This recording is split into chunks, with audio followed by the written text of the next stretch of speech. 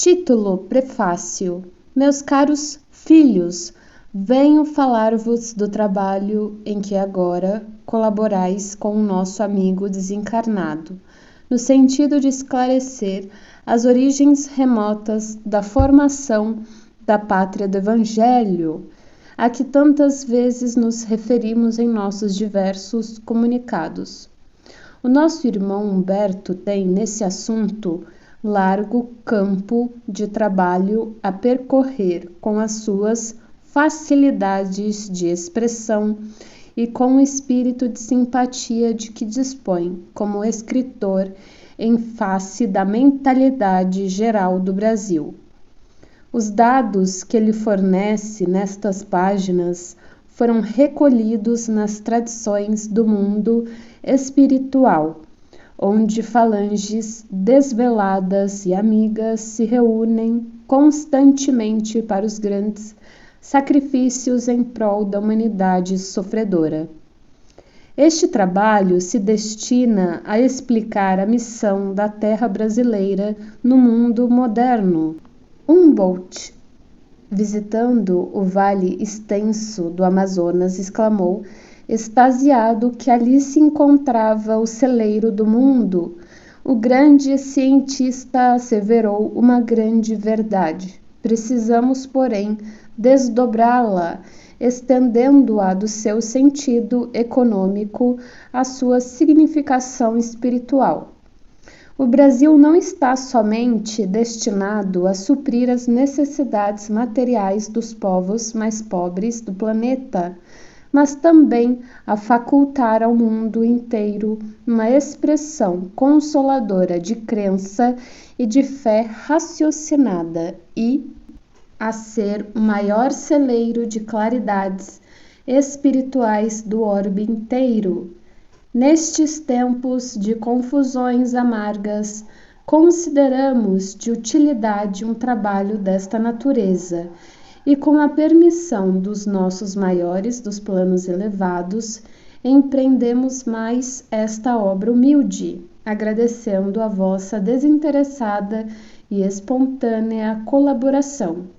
Nossa tarefa visa esclarecer o ambiente geral do país, argamassando as suas tradições de fraternidade com o cimento das verdades puras, porque se a Grécia e a Roma da antiguidade tiveram a sua hora como elementos primordiais das origens de toda a civilização do Ocidente, se o Império Português e o Espanhol se alastraram quase por todo o planeta, se a França e a Inglaterra têm tido a sua hora proeminente nos tempos que assinalam as etapas evolutivas do mundo, o Brasil terá também o seu grande momento no relógio que marca os dias da evolução da humanidade.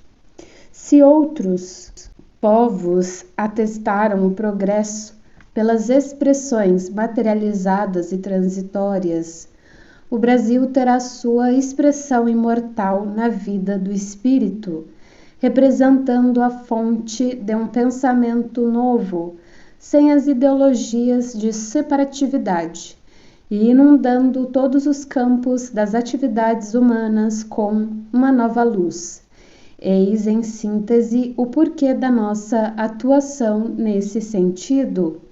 O nosso irmão encontra mais facilidade para vazar o seu pensamento em soledade, com o médium, como se ainda se encontrasse no seu escritório solitário.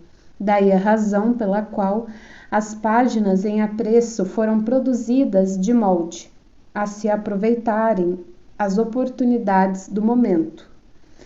Peçamos a Deus que inspire os homens públicos atualmente no leme da pátria do Cruzeiro, e que, nesta hora amarga em que se verifica a inversão de quase todos os valores morais no seio das oficinas humanas, saibam eles colocar muito alto a magnitude dos seus precípuos deveres. E a vós, meus filhos, que Deus vos fortaleça e abençoe, sustentando-vos nas lutas depuradoras da vida material. Título: Esclarecendo. Todos os estudiosos que percorreram o Brasil, estudando alguns detalhes dos seus 8,5 milhões de quilômetros quadrados, se apaixonaram pela riqueza das suas possibilidades infinitas. Eminentes geólogos definiram-lhe os tesouros do solo e naturalistas ilustres lhe classificaram a fauna e a flora, maravilhados ante as suas prodigiosas surpresas. Nas paisagens suntuosas e inéditas, onde o calor suave dos trópicos alimenta e perfuma todas as coisas, há sempre um traço de beleza e de originalidade empolgando o espírito do viajor sedento de emoções. Mas se numerosos pensadores e artistas notáveis lhe traduziram a grandiosidade de mundo novo, contando lá fora as inesgotáveis reservas do gigante da América, todo esse espírito analítico não passou da esfera superficial das apreciações, porque não viram um Brasil espiritual, o Brasil evangélico, em cujas estradas cheias de esperança luta, sonha e trabalha o povo fraternal e generoso, cuja alma é a flor amorosa de 3 raças tristes, na expressão harmoniosa de um dos seus poetas mais eminentes. As reservas brasileiras não se circunscrevem ao mundo de aço do progresso material, que impressionou fortemente o espírito de Humboldt, mas se estendem infinitamente ao mundo de ouro dos corações, onde o país escreverá a sua epopeia de realizações morais em favor do mundo. Jesus transplantou da Palestina para a região do Cruzeiro a árvore magnânima do seu evangelho, a fim de que os seus rebentos delicados florescessem de novo, frutificando em obras de amor para todas as criaturas. Ao ceticismo da época soará estranhamente uma afirmativa dessa natureza. O Evangelho não seria mera ficção de pensadores do cristianismo, o repositório de suas lições? Não foi apenas um cântico de esperança do povo hebreu que a Igreja Católica adaptou para garantir a coroa na cabeça dos príncipes terrestres? Não será uma palavra vazia, sem significação objetiva na atualidade do globo, quando todos os valores espirituais parecem descer ao sepulcro caído da transição e da decadência? Mas a realidade é que, não obstante todas as surpresas das ideologias modernas, a lição do Cristo aí está no planeta, aguardando a compreensão geral do seu sentido profundo. Sobre ela levantaram-se filosofias complicadas e as mais extravagantes teorias salvacionistas. Em seu favor, muitos milhares de livros foram editados e algumas guerras ensanguentaram o roteiro dos povos. Entretanto, a sublime exemplificação do Divino Mestre, na sua expressão pura e simples, só pede a humildade e o amor da criatura para ser devidamente compreendida. Do seu entendimento decorre aquele reino de Deus em cada coração, de que falava o Senhor nas suas meigas pregações do Tiberíades, reino de amor fraternal, cuja luz é o único elemento capaz de salvar o mundo, que se encaminha para os desfiladeiros da destruição. E os verdadeiros aprendizes, os crentes sinceros no poder e na misericórdia do Senhor, esperam com os seus labores obscuros o advento da cristianização da humanidade, quando os homens livres de todos os símbolos sectários de separatividade, puderem entender integralmente as maravilhas ocultas da obra cristã nas suas dolorosas provações dos tempos modernos. Quando quase todos os valores morais sofrem o insulto da mais ampla subversão, esses espíritos heróicos e humildes sabem, na sua esperança e na sua crença, que se Deus permite a prática de tantos absurdos por parte dos poderosos da terra, que se embriagam com o vinho da autoridade e da ambição, é porque todas essas lutas nada mais representam do que experiências penosas por abreviar a compreensão geral das leis divinas do porvir. E, serenos na sua resignação e na sua sinceridade, reconhecem ainda que as lições do Evangelho não são símbolos mortos e aguardam, cheios de confiança no mundo espiritual, a alvorada luminosa do renascimento humano. Nessa abençoada tarefa de espiritualização, o Brasil caminha na vanguarda. O material a empregar nesse serviço não vem das fontes de produção originariamente terrena, e sim do plano invisível, onde se elaboram todos os ascendentes construtores da pátria do Evangelho. Estas páginas modestas constituem, pois, uma contribuição humilde à elucidação da história da civilização brasileira em sua marcha através dos tempos. Tem por único objetivo provar a excelência da missão evangélica do Brasil no concerto dos povos e que, acima de tudo, todas as suas realizações e todos os seus feitos, forros dos miseráveis, troféus das glórias sanguinolentas, tiveram suas origens profundas no plano espiritual, de onde Jesus, pelas mãos carinhosas de Ismael, acompanha desveladamente a evolução da pátria extraordinária, em cujos céus fulguram as estrelas da cruz. São elas ainda um grito de fé e de esperança aos que estacionam no meio do caminho, ditadas pela voz de quem já atravessou as estradas poeirentas e tristes da morte.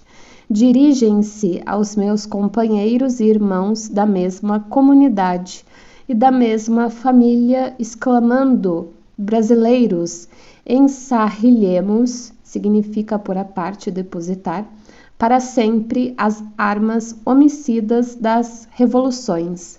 Consideremos o valor espiritual do nosso grande destino, engrandeçamos a pátria no cumprimento do dever pela ordem e traduzamos a nossa dedicação mediante o trabalho honesto pela sua grandeza. Consideremos, acima de tudo, que todas as suas realizações hão de merecer a luminosa sanção de Jesus, antes de se fixarem nos bastidores do poder transitório e precário dos homens. Nos dias de provação, como nas horas de venturas, estamos irmanados numa doce aliança de fraternidade e paz indestrutível, dentro da qual deveremos esperar as claridades do futuro. Não nos compete estacionar em nenhuma circunstância, e sim marchar sempre com a educação e com a fé realizadora ao encontro do Brasil, na sua admirável espiritualidade e na sua grandeza imperecível. Humberto de Campos. Agora vamos para o primeiro capítulo. Capítulo 1. O coração do mundo. O mundo político e social do Ocidente encontra-se exausto.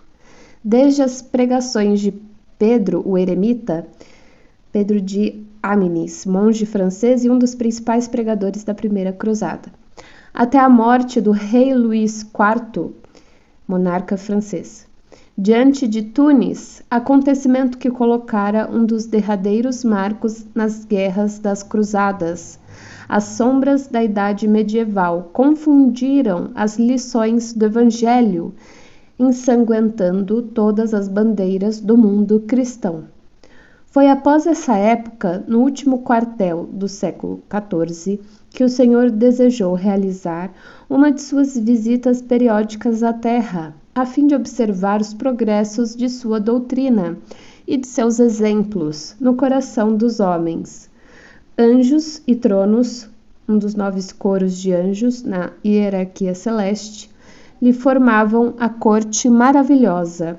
Dos céus à terra foi colocado outro símbolo da escada infinita de Jacó, escada que interliga os céus e a terra, formado por flores e estrelas cariciosas, por onde o Cordeiro de Deus transpôs as imensas distâncias, clarificando os caminhos cheios de treva.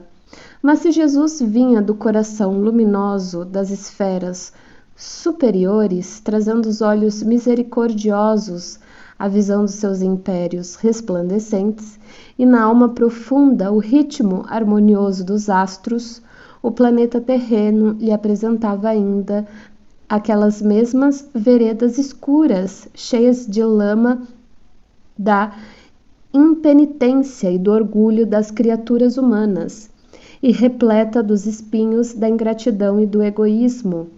Embalde seus olhos compassivos procuraram o ninho doce do seu evangelho.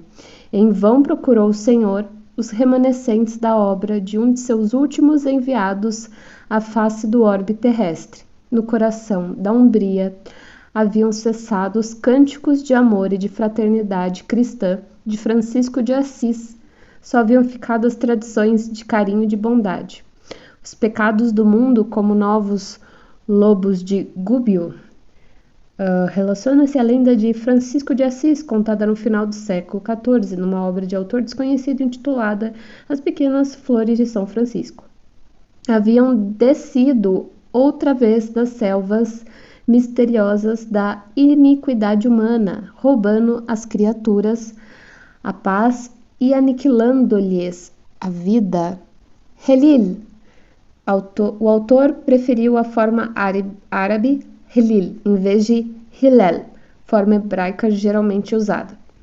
Disse a voz suave e meiga do mestre a um de seus mensageiros, encarregado dos problemas sociológicos da terra. Meu coração se enche de profunda amargura, vendo a incompreensão dos homens no que se refere às lições do meu evangelho. Por toda parte é a luta fratricida como polvo de infinitos tentáculos a destruir todas as esperanças. Recomendei-lhes que se amassem como irmãos e vejo-os em movimentos impetuosos, aniquilando-se uns aos outros como Caíns desvairados. Todavia, replicou o emissário solícito, como se desejasse desfazer a impressão dolorosa e amarga do mestre. Esses movimentos, Senhor, intensificaram as relações dos povos da terra, aproximando o Oriente e o Ocidente para aprenderem a lição da solidariedade nessas experiências penosas. Novas utilidades da vida foram descobertas, o comércio progrediu além de todas as fronteiras, reunindo as pátrias do orbe. Sobretudo, devemos considerar que os príncipes cristãos, empreendendo as iniciativas daquela natureza, guardavam a nobre intenção de velar pela paisagem deliciosa dos lugares santos. Mas, retornou tristemente a voz compassiva do Cordeiro, qual lugar da terra que não é santo? Em todas as partes do mundo, por mais recônditas que sejam, pairam a bênção de Deus, convertida na luz e no pão de todas as criaturas. Era preferível que Saladino, sultão Aiúbida do Egito e da Síria, guardasse para sempre todos os poderes temporais na Palestina, a que caísse um só dos fios de cabelo de um soldado, numa guerra incompreensível por minha causa, que, em todos os tempos, deve ser a do amor e da fraternidade universal. E como se a sua vista devassasse todos os mistérios do porvir, continuou: infelizmente, não vejo senão o caminho do sofrimento para modificar tão desoladora situação. Aos feudos de agora seguir-se-ão as coroas poderosas e depois dessa concentração de autoridade e de poder serão os embates da ambição e a carnificina da inveja e da felonia, ato desleal, traição, pelo predomínio do mais forte. A amargura divina empolgara toda a formosa assembleia de querubins e arcanjos. Foi quando Helil, para renovar a impressão ambiente, dirigiu-se a Jesus com brandura e humildade.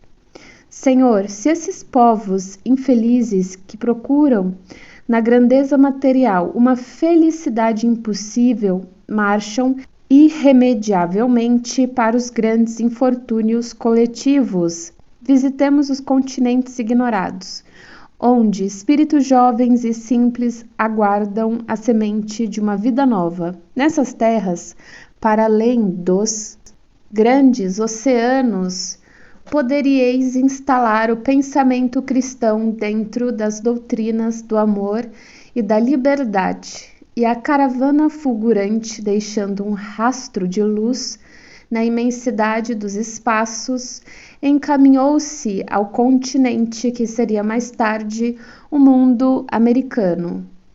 O Senhor abençoou aquelas matas virgens e misteriosas, enquanto as aves lhe homenageavam a inefável presença com seus cantares harmoniosos. As flores se inclinavam nas árvores ciclópicas de enormes dimensões, aromatizando-lhe as eterizadas sendas. O perfume do mar casava-se ao oxigênio agreste da selva bravia, impregnando todas as coisas de um elemento de força desconhecida. No solo eram os silvícolas humildes e simples, aguardando uma era nova, com o seu largo potencial de energia e bondade. Cheio de esperanças, emociona-se o coração do mestre, contemplando a beleza do sublimado espetáculo. Helil, pergunta ele, onde fica nestas terras novas o recanto planetário do qual se enxerga, no infinito, o símbolo da redenção humana? Esse lugar de doces encantos, mestre, de onde se vem no mundo as homenagens dos céus aos vários martírios na terra, fica mais ao sul. E quando no seio da paisagem repleta de aromas e de melodias, contemplavam as almas santificadas dos orbes felizes na presença do Cordeiro, as maravilhas daquela terra nova, que seria mais tarde o Brasil. Desenhou-se no firmamento, formado de estrelas rutilantes, no jardim das constelações de Deus, o mais imponente de todos os símbolos, mãos erguidas para o alto, como se invocasse a bênção de seu Pai para todos os elementos daquele solo extraordinário e opulento. Exclama então Jesus: para esta terra maravilhosa e bendita será transplantada a árvore do meu evangelho de piedade e de amor. No seu solo dadivoso e fertilíssimo, todos os povos da terra aprenderão a lei da fraternidade universal. Sob este céu serão entoados os hosanas mais ternos à misericórdia do Pai Celestial. Tu, Helil, te corporificarás na terra no seio do povo mais pobre e mais trabalhador do Ocidente. Instituirás um roteiro de coragem para que sejam transportadas As imensidades desses oceanos perigosos e solitários que separam o velho do novo mundo, instalaremos aqui uma tenda de trabalho para a nação mais humilde da Europa, glorificando seus esforços na oficina de Deus. Aproveitaremos o elemento simples de bondade, o coração fraternal dos habitantes destas terras novas, e mais tarde ordenarei a reencarnação de muitos espíritos já purificados no sentimento da humildade e da mansidão, entre as raças oprimidas e sofredoras das regiões africanas, para formarmos o pedestal de solidariedade do povo fraterno que aqui florescerá no futuro, a fim de exaltar o meu evangelho nos séculos gloriosos do porvir. Aqui, Helil, sob a luz misericordiosa das estrelas da cruz, ficará localizado o coração do mundo. Consoante a vontade piedosa do Senhor, todas as suas ordens foram cumpridas integralmente. Daí a alguns anos, o seu mensageiro se estabelecia na terra, em 1394, como filho de Dom João I, 10º rei de Portugal e o primeiro da dinastia de Avis, e de Dona Felipa de Lencastre. Princesa inglesa da casa de Lencastre, tornou-se rainha de Portugal por meio do casamento com o rei Dom João I.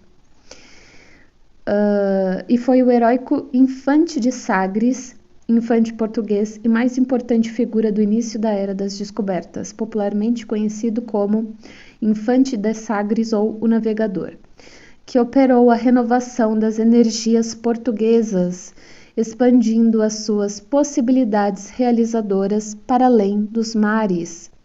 O elemento indígena foi chamado a colaborar na edificação da pátria nova. Almas bem-aventuradas, pelas suas renúncias, se corporificaram nas costas da África flagelada e oprimida, e juntas a outros espíritos em prova formaram a falange abnegada que veio escrever na terra de Santa Cruz com os seus sacrifícios e com o seu sofrimento, um dos mais belos poemas da raça negra em favor da humanidade. Foi por isso que o Brasil, onde confraternizam hoje todos os povos da terra e onde será modelada a obra imortal do Evangelho do Cristo, muito antes do trabalho de Tordesilhas, que fincou as balizas das possessões espanholas, trazia já em seus contornos a forma geográfica do coração do mundo. Sobre o Tratado de Tordesilhas, nota de rodapé, acordo assinado entre Espanha e Portugal em Tordesilhas em 1494, que fixou em 370 léguas a oeste das ilhas de Cabo Verde a linha de demarcação que separava as possessões coloniais dos dois países. Capítulo 2. A Pátria do Evangelho. Dom Henrique de Sagres abandonou as suas atividades na terra em 1460. Estava realizado, em linhas gerais, o seu grande destino, da sua casa modesta da Vila Nova de Infante, onde se encontra ainda hoje uma placa comemorativa como perene homenagem ao grande navegador. Desenvolvera ele no mundo inteiro um sentimento novo de amor ao desconhecido, desde a expedição de Ceuta, cidade islâmica no norte da África. O infante deixou transparecer em vários documentos que se perderam nos arquivos da Casa de Aves que tinha certeza da existência de terras maravilhosas cuja beleza haviam contemplado os seus olhos espirituais no passado longínquo. Toda a sua existência de abnegação e asceticismo constituíra uma série de relâmpagos luminosos no mundo de suas recordações. A prova de que os seus estudos particulares falavam da terra desconhecida é que o mapa de André Bianco, cartógrafo veneziano, datada de 1448, mencionava uma região fronteira. A África. Para os navegadores portugueses, portanto, a existência da grande ilha austral já não era assunto ignorado. Novamente no além, o antigo mensageiro do mestre não descansou, chamando a colaborar com ele numerosas falanges de trabalhadores devotados à sua causa do Evangelho do Senhor. Procura influenciar sobre o curto reinado de Dom Duarte, 11º rei de Portugal, estendendo com seus cooperadores essa mesma atuação ao tempo de Dom Afonso V, 12º rei de Portugal, sem lograr uma ação decisiva a favor das empresas esperadas. Aproveitando o sonho geral dos tesouros das Índias, a personalidade do infante se desdobra com o objetivo de descortinar o continente novo ao mundo político do Ocidente. Enquanto a sua atuação encontra fraco eco junto às administrações de sua terra, o povo de Castela começa a preocupar-se seriamente com as ideias novas, lançando-se à disputa das riquezas entrevistas. Eleva-se então ao poder Dom João II, 13º rei de Portugal, que negociou com os chamados reis católicos o Tratado de Tordesilhas, 1494, cujo reinado se caracterizou pela previdência e pela energia realizadora junto do seu coração. O emissário invisível encontra grandes aspirações, irmãs das suas. O príncipe perfeito torna-se dócil instrumento do mensageiro abnegado. A mesma sede de além lhe devora o pensamento. Expedições diversas se organizam.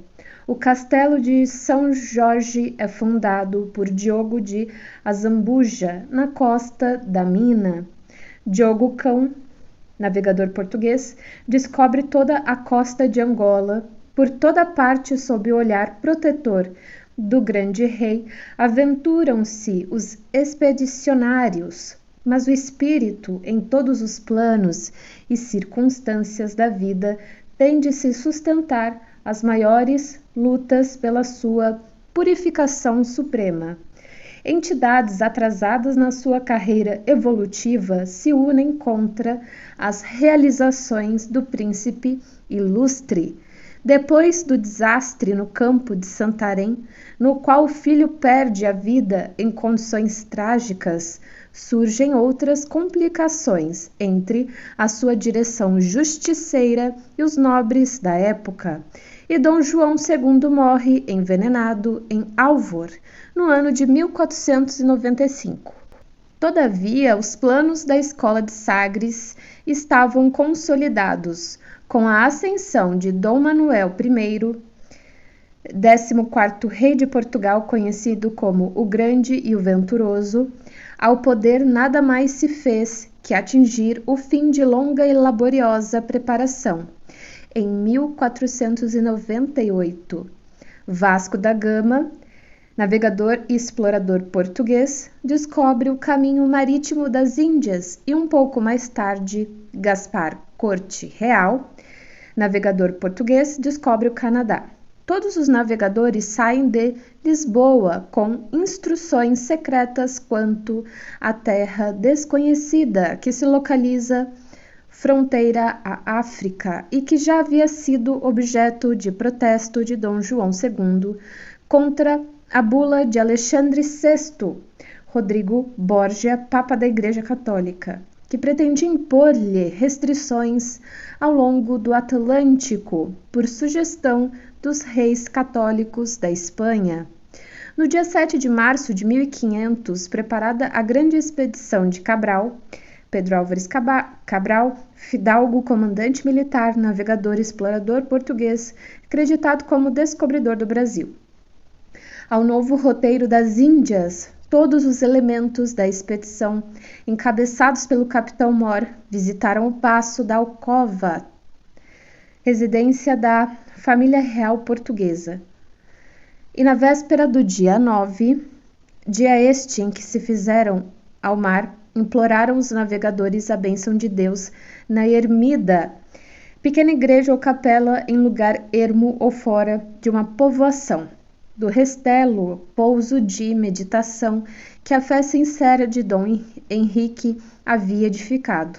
O Tejo, o maior rio da Península Ibérica, nasce na Espanha e desemboca no Atlântico, em Portugal, estava coberto de embarcações engalanadas e, entre manifestações de alegria e de esperança, exaltava-se o pendão glorioso das quinas.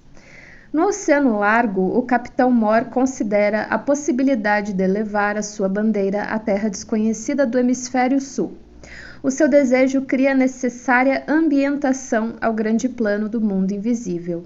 Henrique de Sagres aproveita essa maravilhosa possibilidade. Suas falanges de navegadores do infinito se desdobram nas caravelas embandeiradas e alegres. Aproveitam-se todos os ascendentes mediúnicos. As noites de Cabral são povoadas de sonhos sobrenaturais e, insensivelmente, as caravelas inquietas cedem ao impulso de uma orientação imperceptível. Os caminhos das Índias são abandonados. Em todos os corações há uma angustiosa expectativa. O pavor do desconhecido empolga a alma daqueles homens rudes que se viam perdidos entre o céu e o mar, nas imensidades do infinito. Mas a assistência espiritual do mensageiro invisível, que de fato era ali o divino expedicionário, derrama um clamor de esperança em todos os ânimos. As primeiras mensagens da terra próxima recebem-nas com alegria indizível. As ondas se mostram agora a miúde, qual colcha caprichosa de folhas, de flores e de perfumes. Avistam-se os píncaros elegantes da plaga no cruzeiro e em breves horas Cabral e sua gente se reconfortam na praia extensa e acolhedora.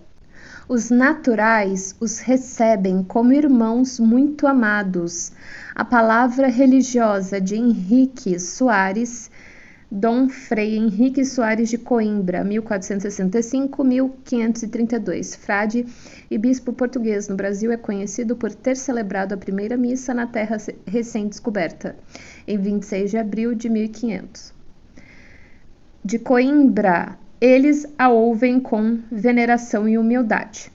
Colocam suas habitações rústicas e primitivas à disposição do estrangeiro e reza a crônica de Caminha que Diogo Dias, navegador, feitor e escrivão português do século XV, dançou com eles nas areias de Porto Seguro, celebrando na praia o primeiro banquete de fraternidade na terra de Vera Cruz.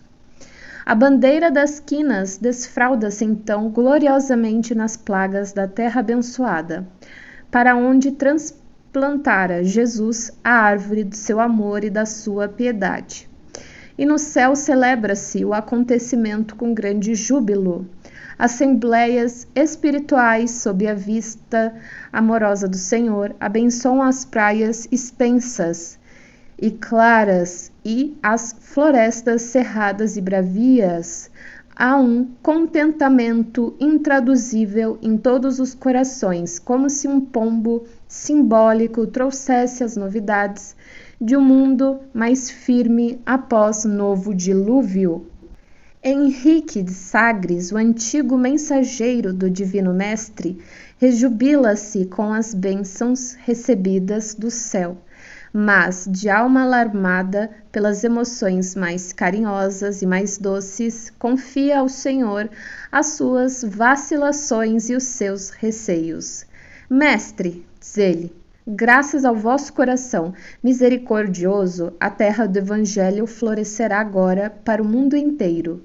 Dai-nos a vossa bênção para que possamos velar pela sua tranquilidade, no seio da pirataria de todos os séculos. Temos, Senhor, que as nações ambiciosas mantenham a nossa esperança, invalidando as suas possibilidades e destruindo os seus tesouros. Jesus, porém, confiante, por sua vez, na proteção de seu Pai, não hesita em dizer com a certeza e alegria que traz em si: Helil, afasta essas preocupações e receios inúteis. A região do cruzeiro, onde se realizará a epopeia do meu evangelho, estará, antes de tudo, ligada eternamente ao meu coração. As injunções políticas terão nela atividades secundárias, porque, acima de todas as coisas, em seu solo santificado e exuberante estará o sinal da fraternidade universal, unindo todos os espíritos. Sobre a sua volumosa extensão pairará constantemente o signo da minha assistência compassiva, e a mão prestigiosa e potentíssima de Deus pousará sobre a terra de minha cruz, com infinita misericórdia. As potências imperialistas da terra esbarrarão sempre nas suas claridades divinas e nas suas ciclópicas realizações, antes de estar ao dos homens, é ao meu coração que ela se encontra ligada para sempre. Nos céus imensos havia clarões estranhos de uma bênção divina. No seu sólio de estrelas e de flores, o Supremo Senhor sancionara, por certo, as bondosas promessas de seu Filho.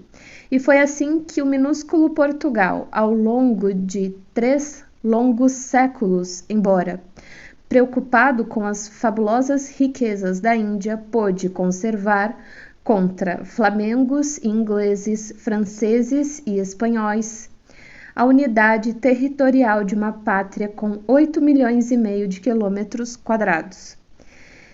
E com 8.000 quilômetros de costa marítima, nunca houve exemplo como esse em toda a história do mundo. As possessões espanholas se fragmentaram, formando cerca de 20 repúblicas diversas. Os estados americanos do norte devem sua posição territorial às anexações e às lutas de conquista.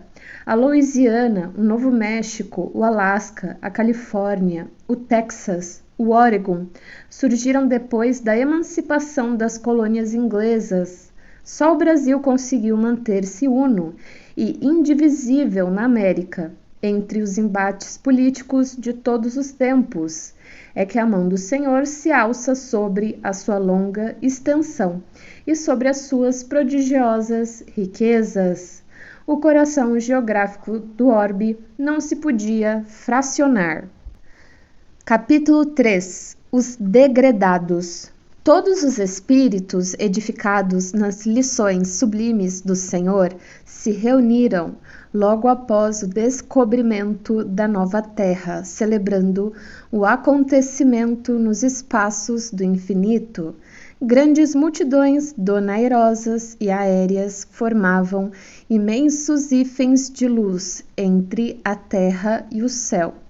Uma torrente impetuosa de perfumes se elevava da paisagem verde e florida em busca do firmamento, onde voltava a superfície do solo, saturada de energias divinas. Nos ninhos quentes das árvores pousavam as vibrações renovadoras das esperanças santificantes. E no além ouviam-se as melodias evocadoras da Galileia, fecunda e agreste antes das lutas arrasadoras das cruzadas, que lhe devastaram todos os campos, transformando-a num montão de ruínas. Afigurava-se que a região dos pecadores humildes, que conheceu, bastante assinalados, os passos do Divino Mestre, se havia transplantado igualmente para o continente novo, dilatada em seus suaves contornos. Uma alegria paradisíaca reinava em todas as almas que comemoravam o advento da pátria do Evangelho, quando se fez presente na Assembleia Augusta a figura misericordiosa do Cordeiro.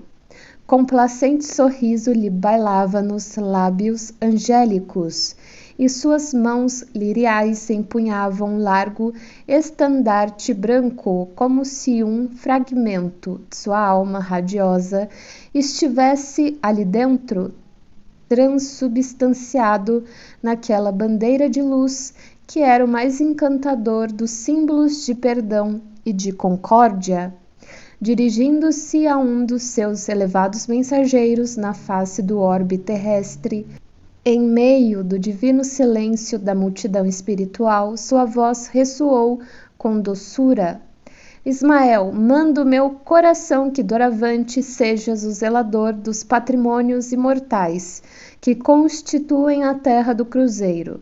Recebe-a nos teus braços de trabalhador, devotado da minha seara, como a recebi no coração, obedecendo às sagradas inspirações de nosso Pai. Reúne as incansáveis falanges do infinito, que cooperam nos ideais sacrossantos de minha doutrina, e inicia desde já a construção da pátria do meu ensinamento.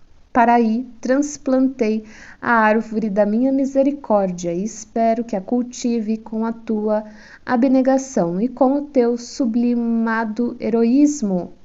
Ela será a doce paisagem dilatada de Tiberíades que os homens aniquilaram na sua voracidade de carnificina.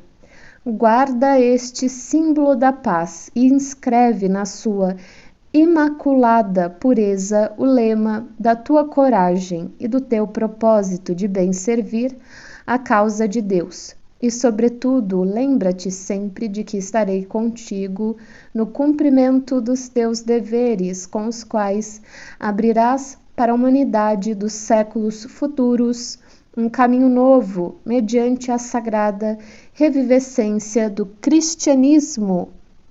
Ismael recebe o lábaro bendito das mãos compassivas do Senhor, banhado em lágrimas de reconhecimento. E como se entrara em ação o impulso secreto da sua vontade, eis que a nívea bandeira tem agora uma insígnia. Na sua branca substância, uma tinta celeste inscreve o lema imortal, abre aspas, Deus, Cristo e caridade, fecha aspas. Todas as almas ali reunidas entoam um hosana melodioso e intraduzível à sabedoria do Senhor do Universo. São vibrações gloriosas da espiritualidade que se elevam pelos espaços ilimitados, louvando o artista inimitável e o matemático supremo de todos os sóis e de todos os mundos.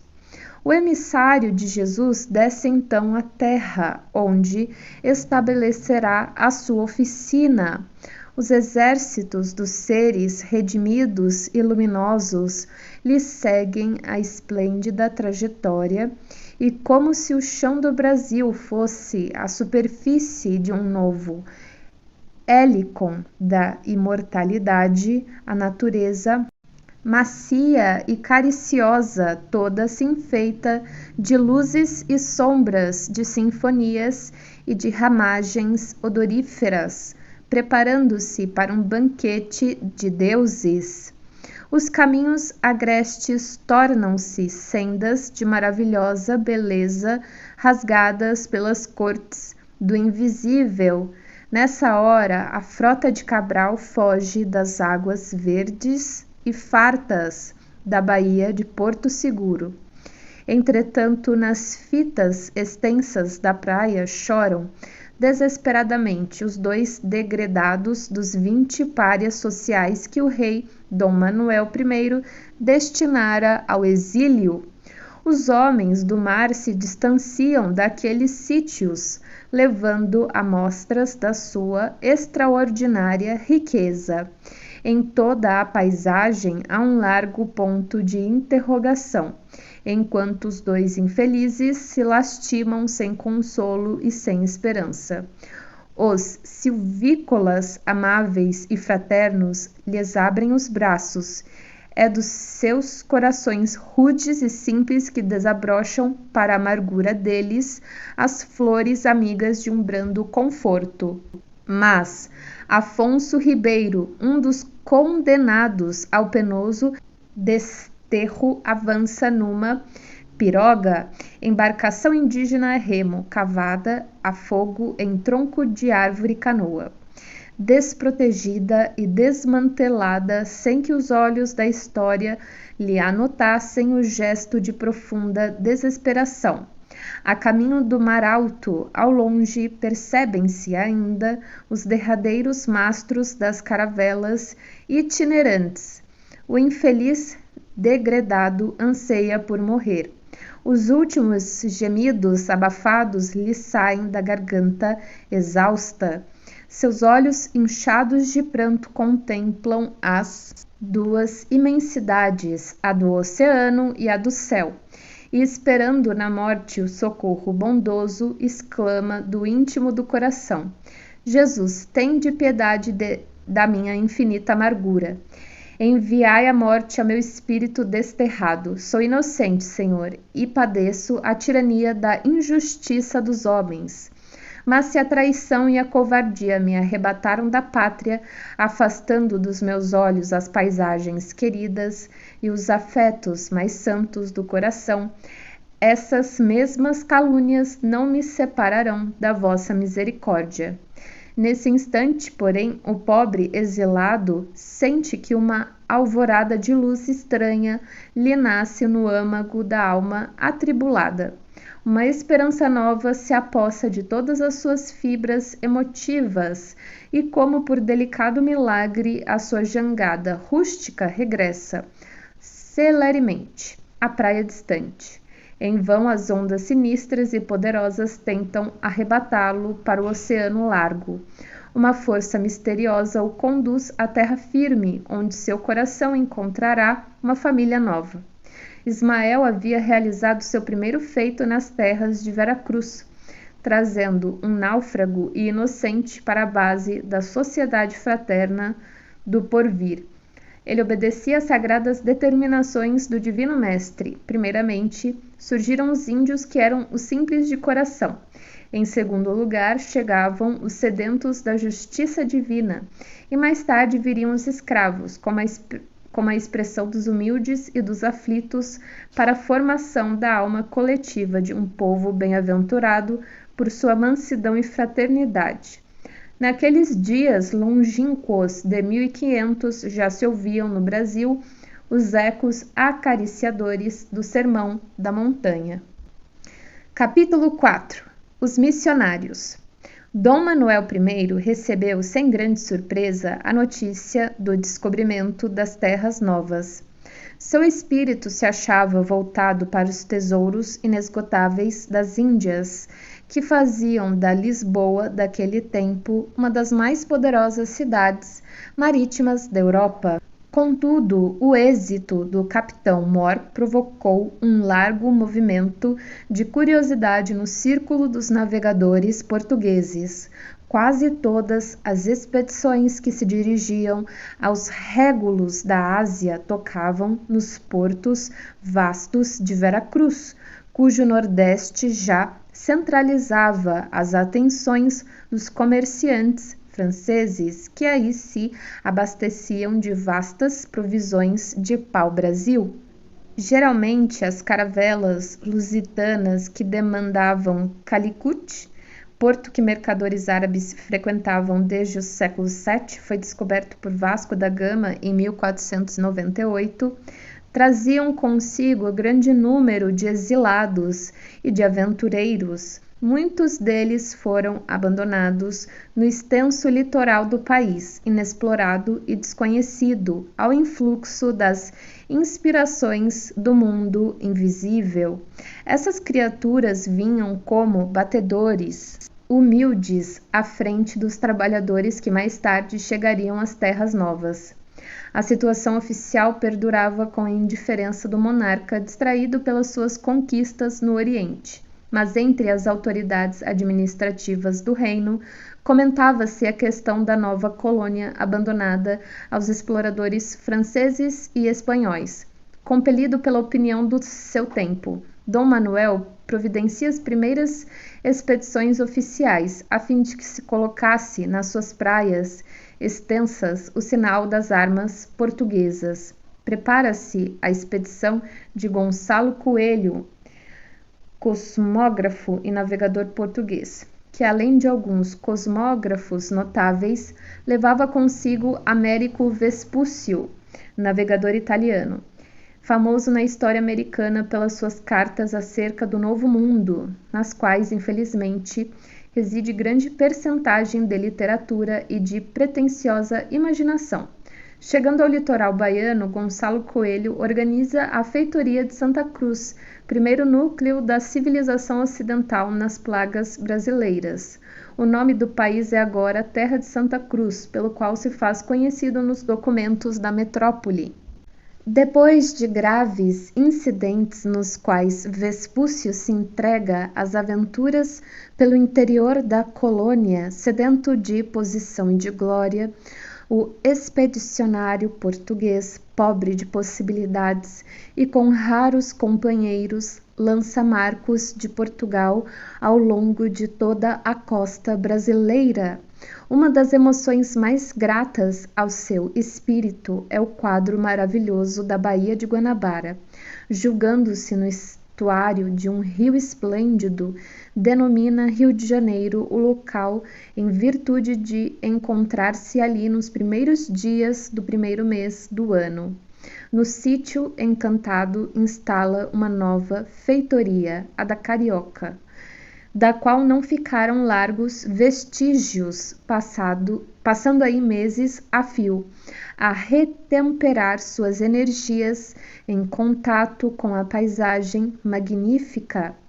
Prossegue na sua tarefa de reconhecimento e volta depois à metrópole, sem conseguir interessar o monarca no que se referia à exploração da terra nova.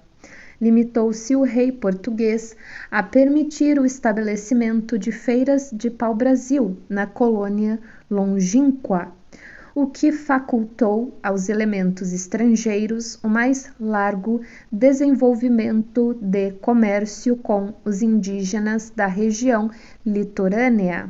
De Portugal somente aportavam no Brasil de vez em quando alguns aventureiros e degredados, obedecendo a um apelo inexplicável e desconhecido. Foi aproximadamente por essa época que Ismael reuniu em grande assembleia os seus colaboradores mais devotados, com o objetivo de instituir um programa para suas atividades espirituais na terra de Santa Cruz. Irmãos, exclamou ele no seio da multidão de companheiros abnegados, plantamos aqui, sob o olhar misericordioso de Jesus, a sua bandeira de paz e de perdão. Todo um campo de trabalho se desdobra às nossas vistas. Precisamos de colaboradores devotados que não temam a luta e o sacrifício. Voltemo-nos para os centros culturais de Coimbra e de Lisboa, a regenerar as fontes do pensamento, no elevado sentido de ampliarmos a nossa ação espiritual.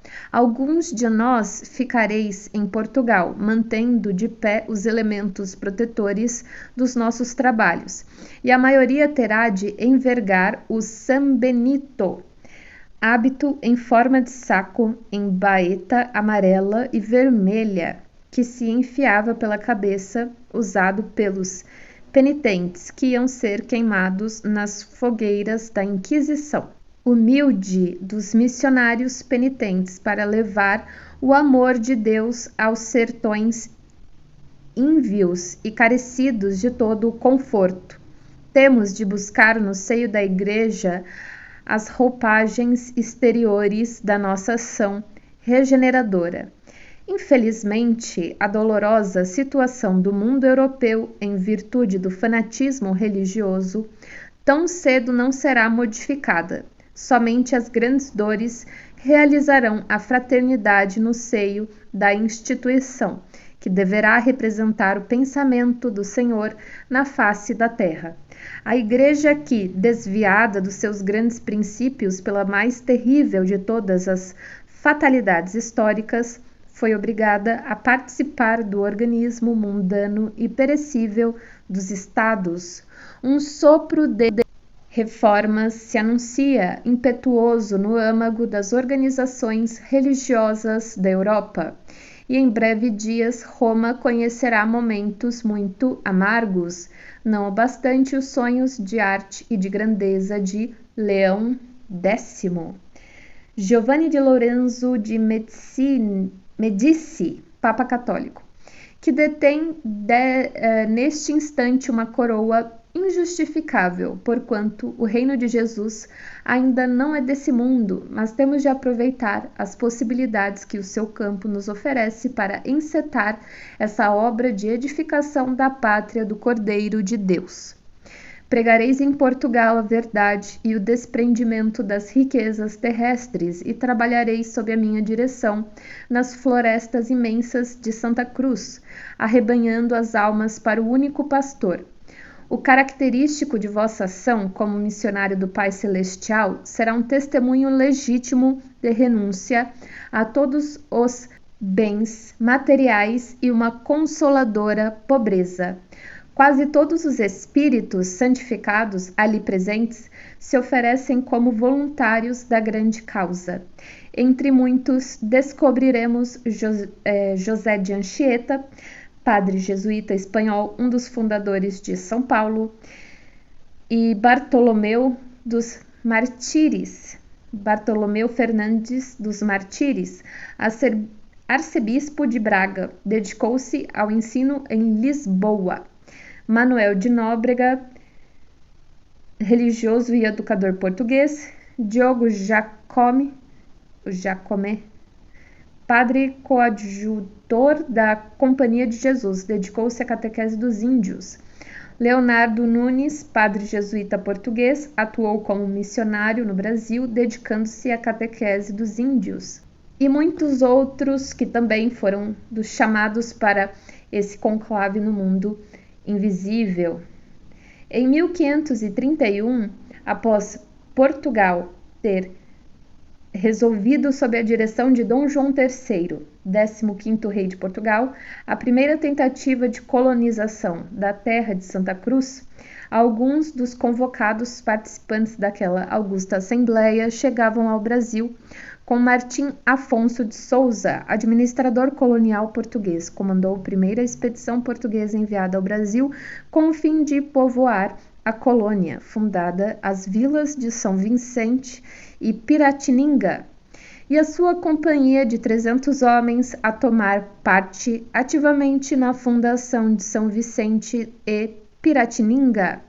Nóbrega aportava mais tarde na Bahia com Tomé de Souza, o primeiro governador-geral da colônia, em 1549, chefiando o grande número desses irmãos, dos simples e dos infelizes, a fim de estabelecer novos elementos de progresso e dar início à cidade de Salvador.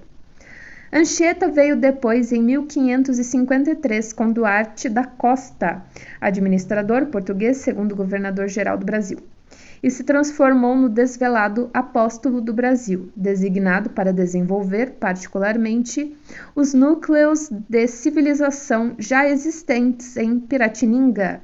Aí se manteve no seu respeitável colégio, que todos os governos paulistas conservaram com veneração carinhosa, como tradição de sua cultura e de sua bondade. Alguns historiadores falam com severidade da energia vigorosa do apóstolo que, muitas vezes, foi obrigado a assumir atitudes corretivas no seio das tribos que, entretanto, lhe mereciam as dedicações e os desvelos de um pai. Anchieta aliou no mundo a suprema ternura, grande energia realizadora.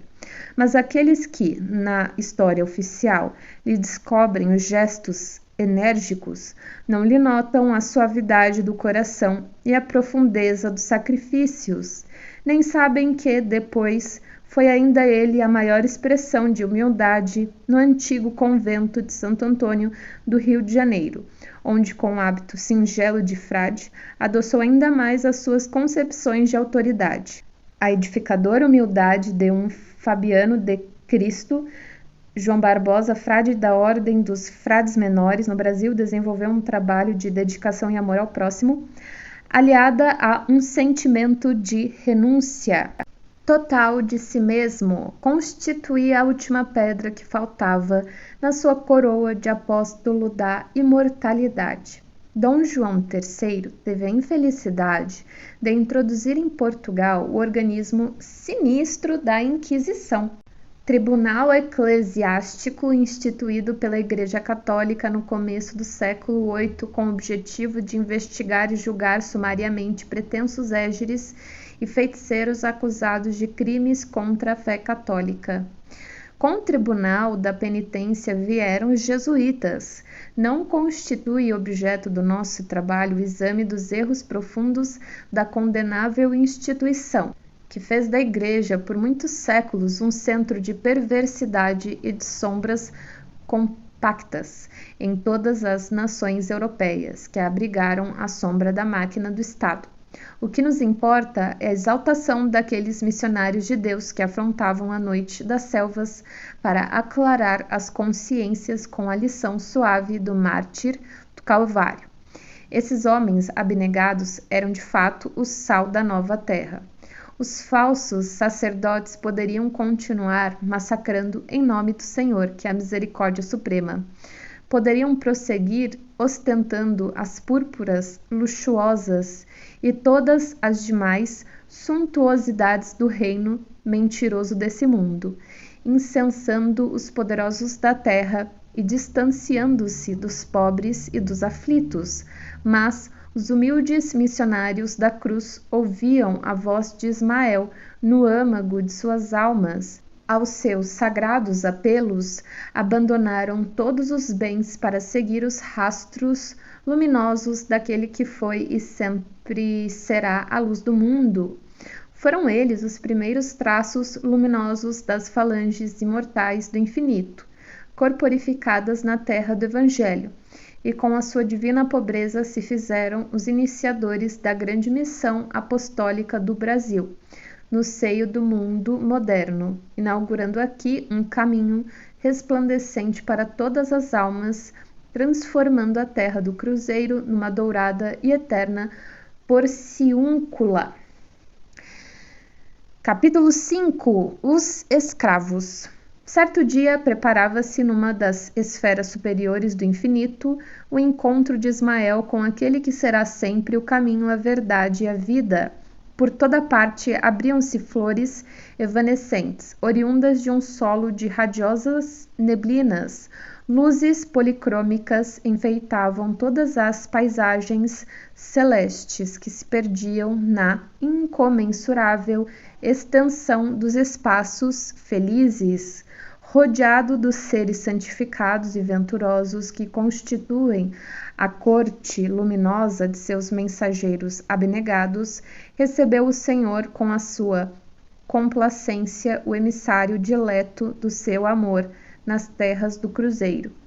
Ismael, porém, não trazia no coração o sinal da alegria. Seus traços fisionômicos deixavam mesmo transparecer angelical amargura. Senhor, sinto dificuldades para fazer que prevaleçam os vossos desígnios nos territórios onde pairam as vossas bênçãos dulcificantes. A civilização que ali se inicia sob os imperativos da vossa vontade compassiva e misericordiosa acaba de ser contaminada por lastimáveis acontecimentos. Os donatários, fidalgos portugueses a quem Dom João III doou alguma capitania hereditária no Brasil, dos imensos latifúndios de Santa Cruz, fizeram-se à vela, escravizando os negros indefesos da Luanda, da Guiné e da Angola. Infelizmente, os pobres, cativos, miseráveis e desditosos chegam à pátria do vosso Evangelho como se fossem animais bravios e selvagens, sem coração e sem consciência. O mensageiro, porém, não conseguiu continuar. Soluços divinos lhe rebentaram do peito oprimido, evocando tão amargas lembranças. O Divino Mestre, porém, cingindo-o ao seu coração augusto e magnânimo, explicou brandamente: Ismael, acerena teu mundo íntimo no cumprimento dos sagrados deveres que te foram confiados. Bem sabes que os homens têm as suas responsabilidades pessoais nos feitos que realizam em suas existências isoladas e coletivas. Mas, se não podemos tolher-lhes aí a liberdade, também não podemos esquecer que existe o instituto imortal da justiça divina, onde cada qual receberá, de conformidade com seus atos. Havia eu determinado que a terra do cruzeiro se povoasse de raças humildes do planeta, buscando-se a colaboração dos povos sofredores das regiões africanas. Todavia, para que essa cooperação fosse efetivada sem o atrito das armas, aproximei Portugal daquelas raças sofredoras sem violências de qualquer natureza. A colaboração africana deveria, pois, verificar-se sem abalos perniciosos, no capítulo das minhas amorosas determinações. O homem branco da Europa, entretanto, está prejudicado por uma educação espiritual condenável e deficiente, desejando entregar-se ao prazer fictício dos sentidos. Procura eximir-se aos trabalhos pesados da agricultura, alegando o pretexto dos climas considerados impetuosos. Eles terão a liberdade de humilhar os seus irmãos em face da grande lei do arbítrio independente, embora limitado, instituído por Deus para reger a vida de todas as criaturas dentro dos sagrados imperativos da responsabilidade individual. Mas os que praticarem o nefando comércio sofrerão igualmente o mesmo martírio nos dias do futuro, quando forem também vendidos e flagelados em identidade de circunstâncias. Na sua sede nociva de gozo, os homens brancos ainda não perceberam que a evolução se processa pela prática do bem e que todo o determinismo de nosso Pai deve assinalar-se pelo amai o próximo como a vós mesmos. Ignoram voluntariamente que o mal gera outros males com um largo cortejo de sofrimentos. Contudo, através dessas linhas tortuosas impostas pela vontade livre das criaturas humanas, operarei com a minha misericórdia. Colocarei a minha luz sobre essas sombras, amenizando tão dolorosas crueldades. Prossegue com as tuas renúncias em favor do Evangelho e confia na vitória da providência divina. Calara-se a voz de Jesus por instantes, mas confortado, Ismael continuou: Senhor, não teríeis um meio direto de orientar a política dominante, no sentido de se purificar o ambiente moral da terra de Santa Cruz? Ao que o Divino Mestre ponderou sabiamente: não nos compete cercear os atos e intenções dos nossos semelhantes, e sim cuidar intensamente de nós mesmos, considerando que cada um será justiçado na pauta de suas próprias obras. Infelizmente, Portugal, que representa um agrupamento de espíritos trabalhadores e dedicados, remanescentes dos antigos fenícios, não soube receber as facilidades que a misericórdia do Supremo Senhor do Universo lhe ortogou nestes últimos anos. Até aos meus ouvidos têm chegado as súplicas dolorosas das raças flageladas por sua prepotência e desmesurada ambição. Na velha península já não existe o povo mais pobre e mais laborioso da Europa. O luxo das conquistas lhe amoleceu as fibras criadoras e todas as suas preciosas energias e qualidades de trabalho vêm esmorecendo sob o amontoado de riquezas fabulosas. Entretanto, o tempo é o grande mestre de todos os homens e de todos os povos, e se não nos é possível cercear o arbítrio livre das almas, poderemos mudar o curso dos acontecimentos, a fim de que o povo lusitano aprenda, na dor e na miséria, as lições sagradas da experiência e da vida. Ismael retornou à luta, cheio de fervorosa coragem, e os acontecimentos foram modificados. Os donatários cruéis sofreram os mais tristes reveses no solo do Brasil. Os tupinambás, os tupiniquins que se localizavam na Bahia e haviam recebido Cabral com as melhores expressões de fraternidade, reagiram contra os colonizadores, transformados para eles em desalmados verdugos. Lutas cruentas desencadearam contra os brancos que lhe depravavam os costumes. A luxuosa expedição de João de Barros, escritor renascentista português, que se destinava ao Maranhão, mas que saíra de Lisboa com instruções secretas para conquistar o ouro dos Incas, no Peru, dispersou-se no mar, sofrendo seus componentes infinitos martírios e resgatando, com elevados tributos de sofrimento, as suas criminosas intenções na condenável ventura. Os tesouros das Índias levaram o povo português à decadência e à miséria, pela disseminação dos artifícios do luxo e pelas campanhas abomináveis da conquista, cheias de crueldade e de sangue. A sede de ouro acarretava o abandono de todos os campos.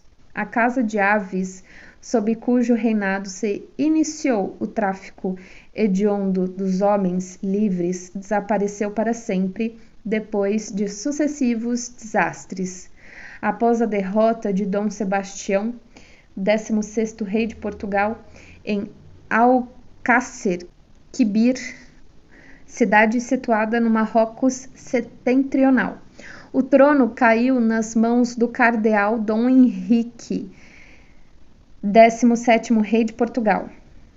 E em 1580, Portugal, exânime, entrega-se ao domínio da Espanha, acentuando-se a sua decadência com Filipe II, rei da Espanha a partir de 1556 e rei de Portugal como Dom Filipe I a partir de 1580. O mais fanático e o mais cruel de todos os príncipes da Europa do século XVI, na verdade. Na formação da pátria do Evangelho, o homem branco alterara os fatores com as suas taras estratificadas e com a sua vontade independente. Jesus, no entanto, alterou os acontecimentos com o seu poder magnânimo e misericordioso. Os filhos da África foram humilhados e abatidos no solo onde floresciam as suas bênçãos renovadoras e santificantes. O Senhor, porém, lhes sustentou o coração oprimido, iluminando o calvário dos seus indizíveis padecimentos com a lâmpada suave do seu inesgotável amor.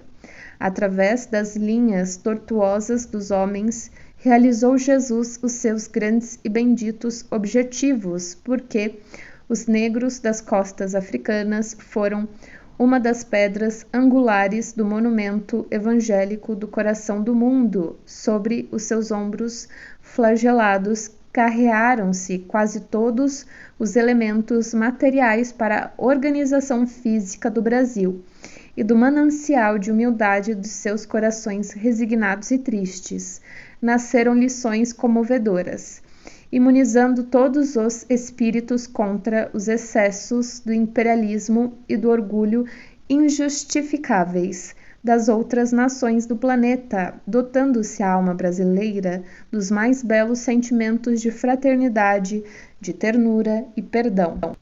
Capítulo 6. A civilização brasileira. Nas praias largas e fartas de Santa Cruz, floresciam cidades prestigiosas com o feudalismo das capitanias, As cidades e as vilas modernas do litoral do Brasil estavam já em seus primórdios, destacando-se dentre todas os núcleos populosos de Salvador e de São Vicente, em vista das facilidades encontradas pelos colonizadores, com o auxílio dos caramurus.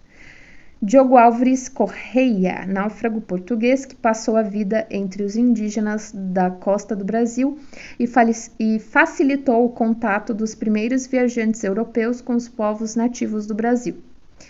E dos Ramalhos, João Ramalho, sertanista português, que os haviam precedido na ação junto dos indígenas. Contudo, Portugal ainda não se decidira a destacar os seus elementos mais valorosos para os trabalhos da colônia, preferindo enviar-lhe criminosos e homens sem escrúpulos por toda parte. Buscavam os naturais, os recantos desconhecidos das florestas remotas, fugindo à escravidão e às torturas injustificáveis que lhe infligiam os homens brancos, por eles um dia acolhidos com as mais altas manifestações de fraternidade.